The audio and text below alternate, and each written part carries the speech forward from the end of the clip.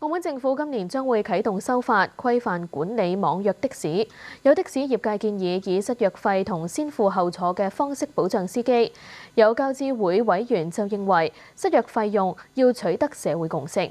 駐澳門記者鄺慧敏報導。目前全澳有1400幾架的士，當局話短期內會增加800架，到時整體的士數量將會超過2000架。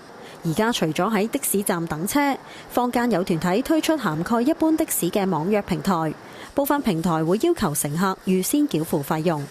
都好難約到啦，我覺得係啊，而且又要等喎，等嘅時間都幾長。你覺得佢哋俾咗錢先，你自己即係都接受到？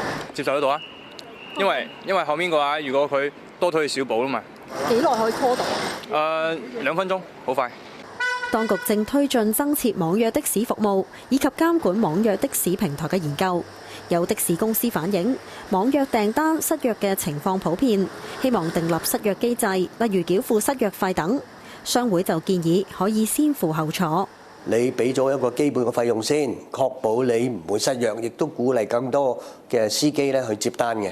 咁具體嘅費用可能係完結之後咧再清算咯。咁所以呢個令到嗰個接單嘅成功率咧，我相信係會大大提高。有交通諮詢委員會委員認為，失約費點樣定要取得社會共識。因為佢自己嘅一啲唔同嘅情況啦，或者點樣嘅時候，可能佢好短時間就取消咗呢張單。咁喺呢啲情況，究竟係咪真係要俾呢個失約費？當然對於司機嚟講，假如佢已經去咗一定嘅路程，或者已經係叫做行咗一段路，有一啲所謂嘅成本嘅產生嘅時候，咁呢個係都係需要乘客去自己去承擔翻啦。咁但係究竟呢一個叫做我哋所講嘅度或者個標準喺邊度？我覺得呢個係需要去檢視啦。政府又話會選擇較穩妥嘅模式，先落實網約的士，確定之後再推網約車。澳門政府話推動落實網約車係最終目標，但係因為澳門地小路窄，需要審慎考慮。無線電視駐澳門記者鄺慧敏報道。